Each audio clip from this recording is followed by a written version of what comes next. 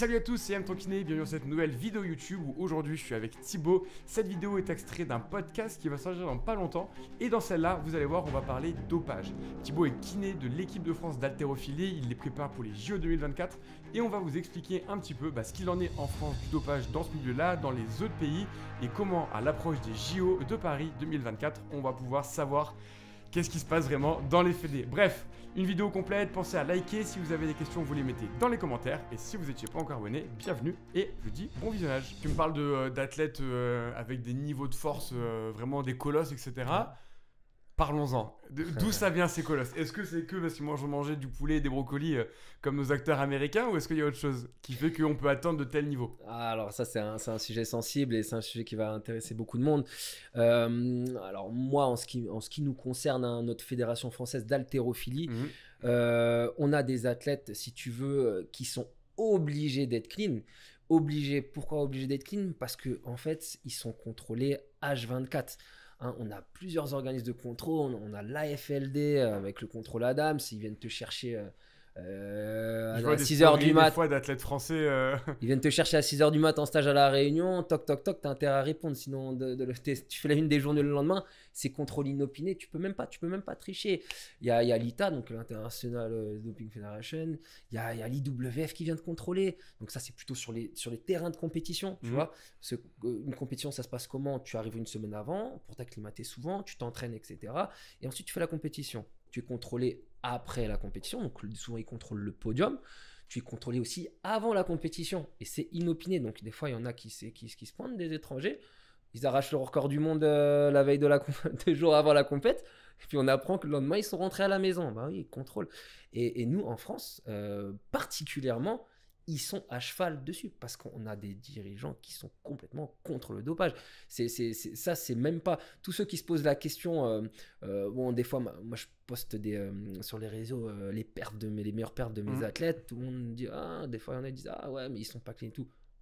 Ils sont obligés d'être clean. Ils ont des contrôles inopinés. Oui, mais on va te dire que dans tous les pays, tu as des contrôles. Et ben tous les pays, tu as des contrôles. Non, l'international. Il n'y a pas de contrôle. Mais au Kazakhstan, ils font comment pour contrôler dans la montagne? Tu vois, faut pouvoir contrôler. C'est quoi les grands pays d'haltérophilie? Parce que c'est un peu dont on va parler là. Ouais, les gros pays. Les 5 gros pays ou les gros challengers. Les gros challengers, tu vas voir la Chine, les pays d'Amérique latine, tu vas voir le Venezuela là, qui est solide. Après, ça dépend les catégories, etc. Oui. Mais tu vas voir des pays comme la Colombie, l'Équateur qui envoient du lourd. Les pays d'Europe de l'Est. J'allais dire Bulgares, ils envoient là, ils ont des phénomènes, ils ont des ovnis. Le Kazakhstan, les Turcs aussi pas mal, même si là, l'Albanie. Mais c'est toujours... Je vais pas me prononcer sur certaines choses, mais il y a toujours des connotations. Il y a des pays, si tu veux, les Russes, tout ça, ils ont la culture de la charge. C'est plus ou moins accepté chez eux. Les Géorgiens, je sais pas trop, mais tu vois, on sait, il y a des cas, comme il y a des cas de dopage récurrents en France, tu n'as rien. Tu vois, c'est ça aussi. Il faut pouvoir aller contrôler. Il faut que le pays soit déjà dans une démarche, beaucoup de contrôle, même si on peut... Bon, voilà, il y a l'International Doping Federation qui peut venir, mais l'ITA, etc. Mais très franchement, on n'est pas du tout sur un même pied d'égalité à ce niveau-là, et ça, c'est indéniable. Mais pour ceux qui se posent des questions sur les athlètes français, alors je parle de l'haltérophilie, je ne connais pas les autres sports. Nous, sûr à 150% que les mecs, ils sont clean. Et quand bien même ils voudraient ne pas l'être, tu peux pas. C'est trop dur. Ils viennent te contrôler. Tu es licencié aujourd'hui, tu es licencié en France, tu peux venir te faire contrôler même si tu n'es pas un champion. Tu vois, c'est quand même, on est quand même dans une optique très saine en France. On veut de la performance, mais on la veut clean. Et toi, quand tu es en compète, est-ce que des fois tu vois des dingueries où tu te dis... T'es pas obligé de prononcer des pays si tu veux pas te mettre de problème, mais genre, lui c'est une dinguerie, c'est sûr qu'il est chargé, il vient de prendre 40 kilos sur son arraché en 2 semaines. Il y a vraiment des dingueries des fois où tu dis c'est sûr à 100%, ou c'est vraiment genre, lui j'ai un doute, mais vraiment je sais pas. Non, mais il y a des choses, c'est même pas discutable. Quand tu vois des athlètes qui ont un niveau moyen, 3 mois après, ils descendent de catégorie et ils battent leur record de 10-20 kilos en ayant perdu 10 kilos. Comment tu veux... Ils descendent de catégorie, c'est qu'ils baissent de catégorie de poids. Tu descends de catégorie de poids, t'es plus léger, tu fais 30 kilos dessus de tes max. C'est physiologiquement impossible. Impossible. Il y a des choses, c'est flagrant. Et après, il y en a... tu sais... J'ai vu des filles Tu vois des filles à 15 ans être chargées dans les pays de l'Est. 15 ans, tu vois des garçons, ils sont chargés très jeunes. Je te dis, il y a des sports, c'est quand même. Il y a des pays, c'est quand même la culture. Si tu veux, la culture est là-dedans. C'est pas un truc de fou pour eux. Tu vois ce que je veux dire? Ouais. C'est pas comme nous. Nous, on a tout dépend du contexte. Quel pays t'es, sur tous les sujets. D'ailleurs, même dans un pays, tu vas avoir des choses qui sont normales. Dans un autre pays, tu vas avoir des choses qui sont pas normales. Et la culture donc du doping dans certains pays de l'Est, c'est déjà. Mais même, après, on peut jamais savoir. Il y a des grands champions qui n'ont pas été dopés, et aussi dans les pays où on peut soupçonner. Il n'y a pas vraiment de règles, mais il y a quand même des grandes lignes. Il y a comme des dingueries, comme tu dis, des choses que tu vois en compète. Ouais, ok, d'accord, c'est bon. Ok. Et là, avec les JO qui arrivent à Paris, moi je m'en étais là un petit peu, mais d'après toi, est-ce que imaginons il y a beaucoup de dopés dans d'autres pays, là ils vont arriver en France, ils vont être soumis au contrôle de dopage français?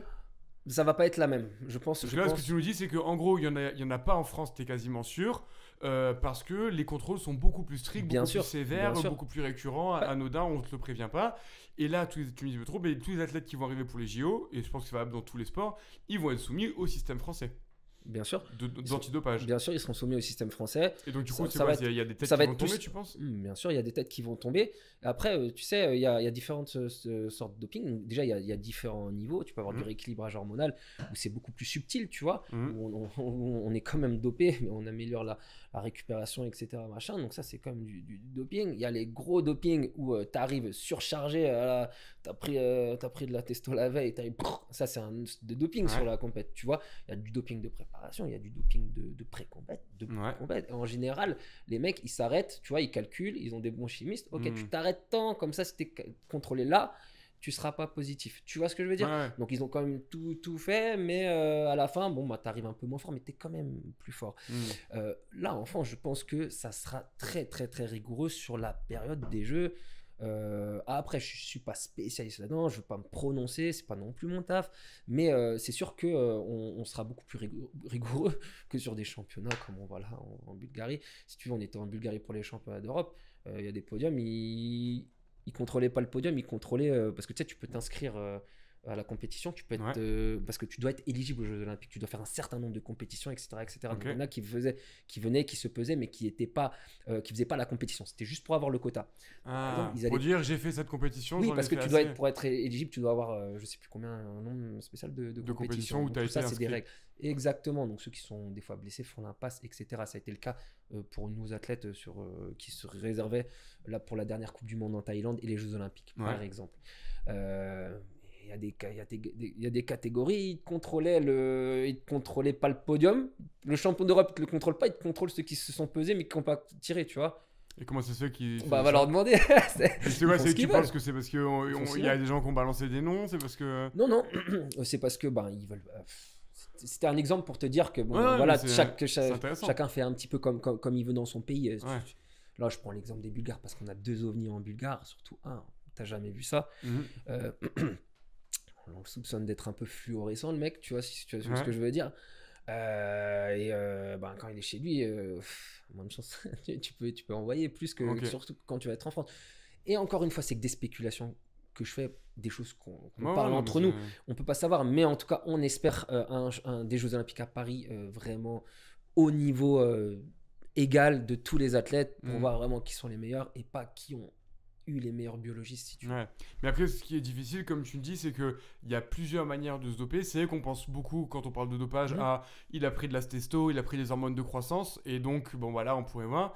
Mais ce qu'il y a, c'est que tu peux pas comparer un athlète qui, limite, s'est dopé pendant 2 ans, aura arrêté de se doper 6 mois avant une compète. Alors oui, il va régresser, mais pendant 2 ans, il aura pu accumuler un tel volume, avoir une telle récupération, que même si 6 mois avant la compète, il se dope plus, et donc il n'est pas contrôlé positif, en fait, c'est pas du jeu, tu vois. Et d'ailleurs, des fois, on se demande, des athlètes sont repérés positifs, ils sont interdits de compétition, et ils reviennent au bout de, je sais jamais combien de temps ils sont, mais ils reviennent au bout de 2 ans. Oui, mais si ça fait déjà 20 ans que tu t'entraînes de doper, peut-être 10 ans que tu t'entraînes de doper, même si pendant 2 ans t'arrêtes, t'as quand même un avantage de dingue, quoi. Mais attends, mais ça, là, tu viens de... T'as mis les 2 pieds dans le plat.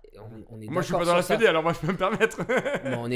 on est d'accord là-dessus. Le meilleur haltérophile international, Georgien, a été pris positif. Il revient encore plus fort. Tu vois ce que je veux dire? Combien de Et temps là, après oui, combien de temps t'as 2 ans, arrêté? t'es arrêté, T'as arrêté 2 ans? t'es arrêté 2 ans, théoriquement, Ah, ouais. j'imagine tu loupes même pas un JO, ça 2 veut ans, dire. 2 ans, il me semble 4 ans après, genre peut-être que je fais une erreur, hein, mais il me semble que c'est 4 ans après, et puis après, troisième fois, t'es radié. Tu peux plus Ah, faire ok. le sport. Troisième fois, tu peux pas être pris positif. Putain, pour moi, tu pouvais même pas Ou être pris. peut-être, tu peux pas être pris, je sais pas si ça n'a pas changé, je faudrait se renseigner, Ouais, j'ai pas ouais, envie de mais faire c'est pas d'erreur. grave. Non, mais tu peux Mais dire tu que peux sais être, pas, je sais pas, je suis pas actualisé, mais il Ouais. me semble que tu as le droit d'être positif une fois, voire deux, mais pas trois, ça c'est sûr et certain. Ouais, pour moi, 3, c'est vraiment. Tu peux tromper quelqu'un une fois, mais Pas mais 1000 fois une 1000 fois. personne. Mais les mecs reviennent beaucoup plus forts, tu vois, Ouais. bien sûr, on les contrôle pas. Limite, quand il devrait c'est- être interdit d'entraînement, tu sais, pour compenser. Tiens, bah, pendant 1 an, t'as pas le droit de toucher une barre, comme ça, tu vas bien régresser cette phrase. Non, mais c'est clair, c'est clair. De toute façon, quand tu te charges, quand tu prends des produits, tu gardes, hein, le bénéfice, ça c'est clair et net, tu Mm. gardes, hein, tu construis la fibre, tu donnes des informations Mm. de recrutement à tes Ouais. muscles et tu gardes. Et là, donc bon, voilà. Mais comme on disait tout à l'heure, tu vois, justement, on disait, quand t'es enfant, bah, si tu t'es bien entraîné, etc., tu gardes tous ces bénéfices-là, bah là, c'est un peu la même chose. Au final, Ouais. tu ne gardes plus du tout, tu peux plus du tout comparer deux choses. Et c'est un sujet hyper touchy, mais je vais juste l'aborder quand même. Bah, c'est comme les athlètes transgenres, tu vois. Bien sûr. Oui, je comprends beaucoup de choses, c'est des sujets qui c'est très compliqué.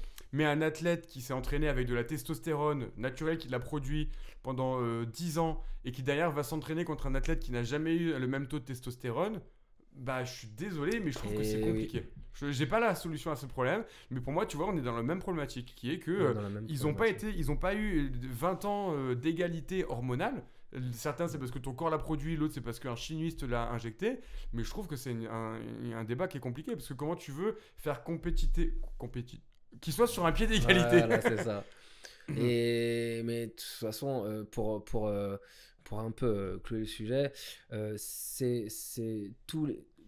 faut être bien conscient que toutes les personnes qui font ça, ce n'est jamais gratuit, hein. Il y a toujours des répercussions et le dopage, c'est un sujet sensible. Mais il faut voir si le jeu en vaut la chandelle parce que c'est jamais gratuit, hein. Quand on modifie les choses, on les modifie. Mm. Et malheureusement, bien souvent, derrière, il y a des choses pas sympas qui arrivent, hein, des problèmes hormonaux pour des femmes.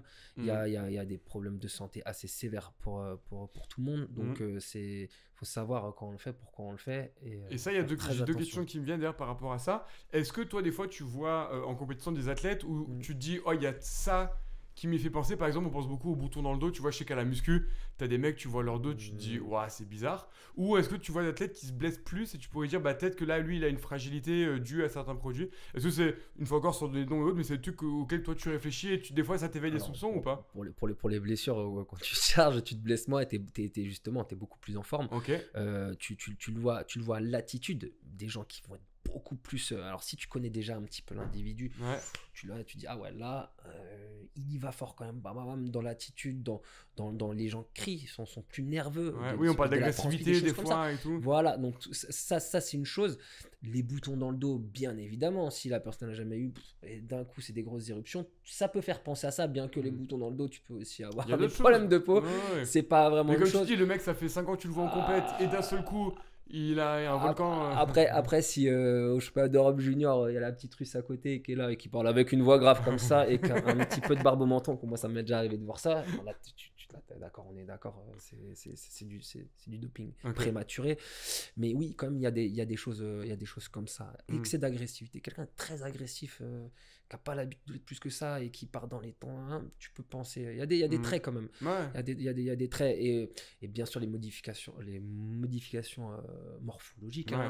Bon, après, sans rentrer dans les détails, mais oui, quand tu prends de l'hormone de croissance, tu prends de la testostérone, c'est pas la même chose. L'hormone de croissance, tu vas avoir la mâchoire, les mains, tout, les pieds qui vont augmenter. Il y a des modifications et c'est là où c'est aussi où c'est faire attention, quoi. Je veux dire, c'est pas anodin, hein. Les jeunes beaucoup. Moi, je peux mettre un peu de sensibilisation là-dedans. On peut en profiter pour passer un petit message. Les jeunes dans les salles de muscu voient ça, j'ai envie de devenir costaud, etc. Mais c'est une catastrophe en fait, parce que bien sûr ils le font même pas de manière encadrée, parce que là maintenant il y a des bodybuilders, ils ne se cachent pas sur ça, puisque leur performance c'est le physique. Donc, ils sont tous sous-produits, et eux ils en parlent même de manière très ouverte. Mais là ils essayent d'être encadrés avec des constantes et tout. Tu vois les jeunes des fois dans les salles de muscu juste pour ressembler aux gens sur Instagram qui puissent voir, ça, c'est dommage, qui peuvent voir, etc. Moi je trouve ça grave et dramatique, parce que encore une fois le jeu n'en vaut pas la chandelle. Faut savoir les choses pourquoi on le fait. Quand bien même on fait ça pour être champion olympique, est-ce que ça en vaut vraiment la chandelle? On peut y arriver par d'autres voies. Et là, on va voir sur les Jeux olympiques. Moi, j'ai une très grande, énormément de confiance en l'équipe de France, que je suis là maintenant depuis bientôt 7 ans pour certains athlètes qui là font les Jeux olympiques. Et je crois dur comme fer qu'on aura quelque chose au bout. Et ça sera pour moi, et j'en terminerai au monté, le moment de dire regardez, on peut aussi y arriver en passant par d'autres voies en fait.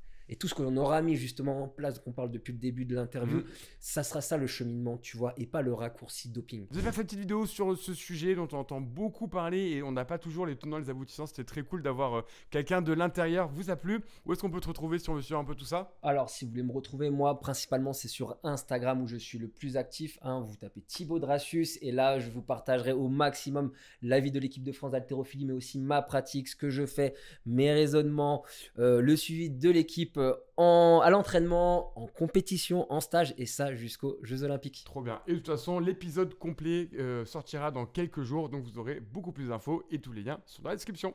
Pensez à liker, à commenter, à partager, à vous abonner et une bonne soirée. Putain, ça rime en plus.